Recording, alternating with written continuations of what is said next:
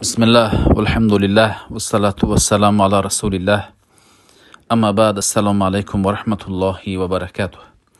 خوش آمدید دوستان به حلقه 13 به کتاب شرح اصول الاعتقاد اهل السنه والجماعه، کتابی الامام اللالکائی می باشد که این را ما مختصرا نبذه گفته ایستادیم که همش بسیار است و ما نبذه و جاهای مهمش رو برای شما میگوییم.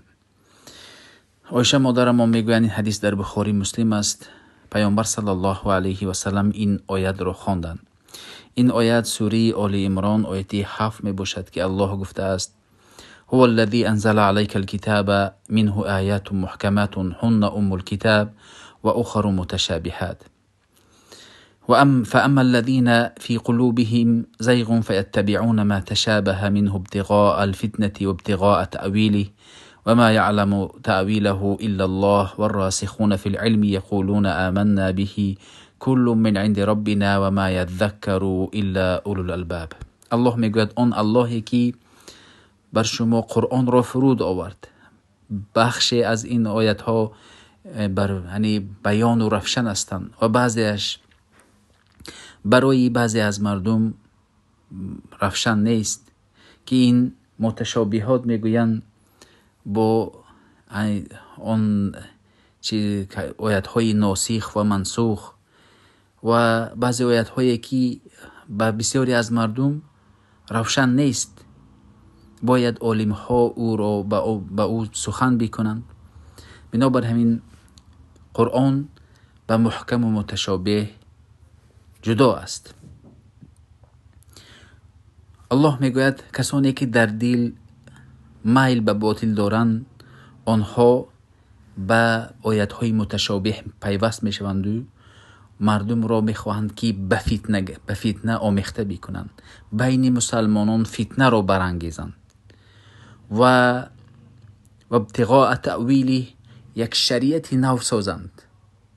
در الله میگوید و ما یعلم تأویله الا الله و تأویل و معنای این را مگرم کسی نمیدوند جز الله. سپس میگوید که کسایی که اهل علم آنها میگویند که این آیت از جانب الله هست، بر ما اطاعت و گوش کردن واجب است. سمع و طاعت میگویند. مثلا الف لام میم میگویند که این حروف های مقطعه که کسی معنیش را نمیداند جز الله میگویند. و این چنین در قرآن ید و وجه و دیگر استوا آمده است که کیفیتش را الله میداند. بنابر همین کیفیت از کیفیت میپرسند که متشابه است.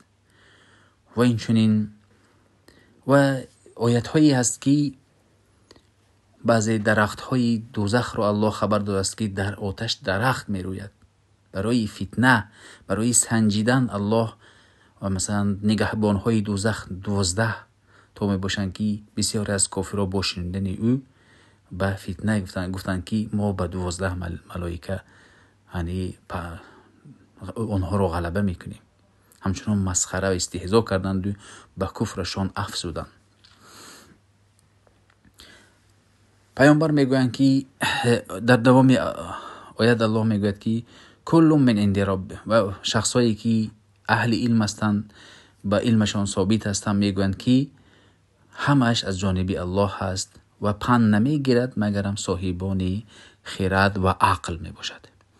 در حقیقت این آیت بر ما هشداری میدهد که نباید ما همان چیزهایی که متشابهات است و بسیاری از شخصها از آیات‌های منسوخ دلیل گرفتند و به گمراهی رفتند. برای این پیامبر صلی الله علیه و سلم به عایشه مادرمان گفتند: اذا رأیت الذین یتبعون ما تشابه منه اولئک الذین سماهم الله فاحذروهم.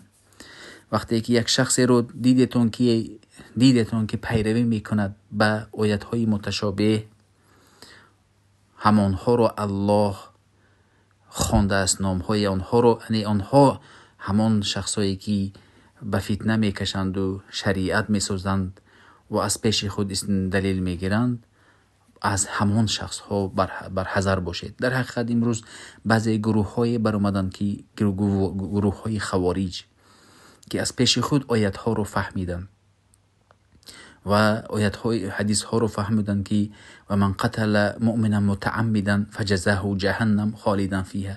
با یعنی میگفتن که الله گفته است که هر کسی که کسی رو به قتل رسانید قصدن، او همیشه در دوزخ میماند، در جهنم باز مسلمان باشدم او در جهنم ابدالآباد جاویدان میماند گفتن. و این چنین در حدیث ها پیامبر گفتن لا یدخل الجنه قطات، شخصی که با خشت بارش پیوندی رو کنده میکند او در آتش جهنم باقی میماند گفتن. با گناهی کبیره مردم رو کافر خواندن. بنابر همین آنها از پیش خود با آیت هایی که متشابه هست، آیت های متشابه رو به محکم بر نگرداندند و به گمراهی در آمدند. الله در قرآن عیسی را گفته است که روح منه، یعنی این عیسی را روح هست از جزء از چی الله گفته است، اما این هو الا عبد. این متشابه آیت رو به محکم برمیگردونیم که این هو الا عبد. الله گفته است که بنده ای الله هست و عیسی رو به خدایی برآوردن. و این چنین قومی برآمدن که مرجیه گفتن که یعنی ایمان فقط لا اله الا الله محمد رسول الله گفتن است و عمل جزئی از ایمان نیست گفتن، که آنها نیز به گمراهی در آمدن. و این چنین قدریه گفتن که انسان عملهای خودش کسب میکند، الله نمیداند. والله خلقکم و ما تعملون. الله گفته است که شما رو الله آفریده است، آنچه که شما میکنید الله آفریده است. این چنین گروه های رافیزه برآمدند که حدیث ها رو گرفتند، گفتند در حدیث آوردن که پیامبر صلی الله علیه و سلم علی را گفتند ای علی، تو را دوست نمی دارد مگرم که مؤمن و بد نمی بیند مگرم که منافق گفتند. و این را تطبیق کردند، زبیر را منافق خواندند. زبیر را پیامبر صلی الله علیه و سلم به بهشت وعده کردند که تو بهشتی گفتند. و طلحه ابن عبید الله را نیست به بهشت مژده دادند. و این حدیث را با این به هر چیز جمع کردن به گمراهی خودشان افزودن، گمراه شدن. بنابر همین ما نباید به این گمراهی ها به خود جای بدهیم و گروه های مثلا اشعری و دیگر چیزها برمانند صفت های الله را اکثرش را رد کردند. و این چنین همچنان گروه ها برآمده ایستادند و مستشرق ها میبرند از پیش خود دلیل آیت میگیرند که مردم را گمراه میکنند. ما باید قرآن و سنت را با فهمی صحابگان و تابعین و علماهای ربانی که از همه گوشه کناری اسلام با خبر هستند از آنها بگیریم که آنها خونده بر مردم چیزی میگویند.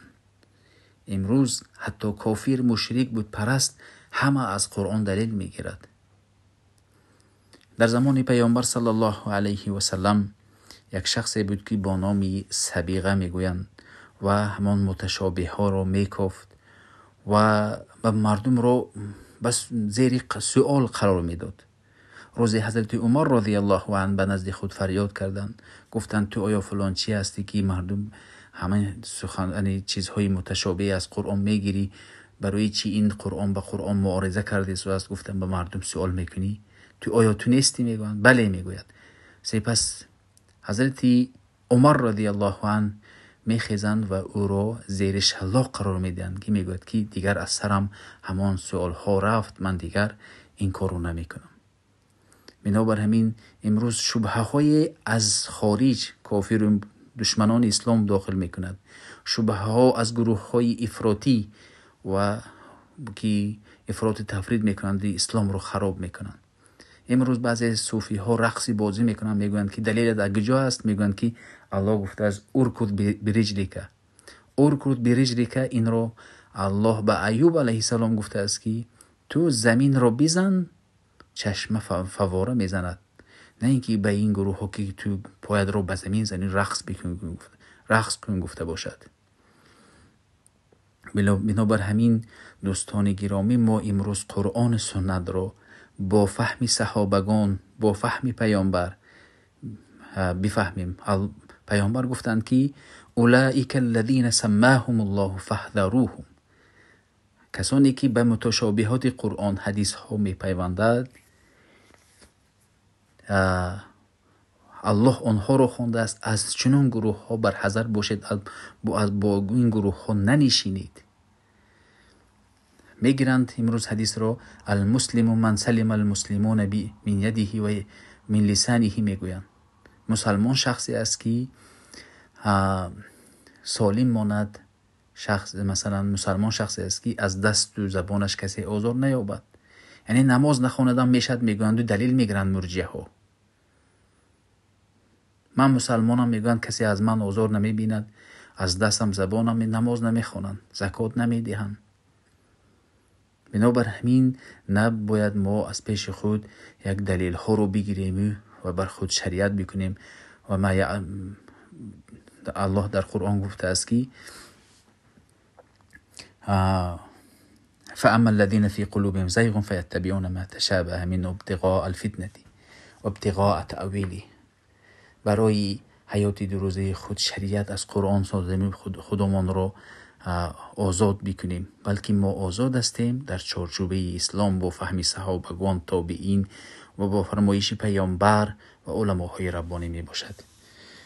این بود شرح مختصر درباره این آیت که ما از اهل بدعت، از اهل خرافات و دشمنان با خبر و شبهه هایی که می اندازند به عالم ها برگردیم و فکر خود و اعتقاد خود را خالص و تازه بگردانیم. السلام علیکم و رحمت الله و برکاته.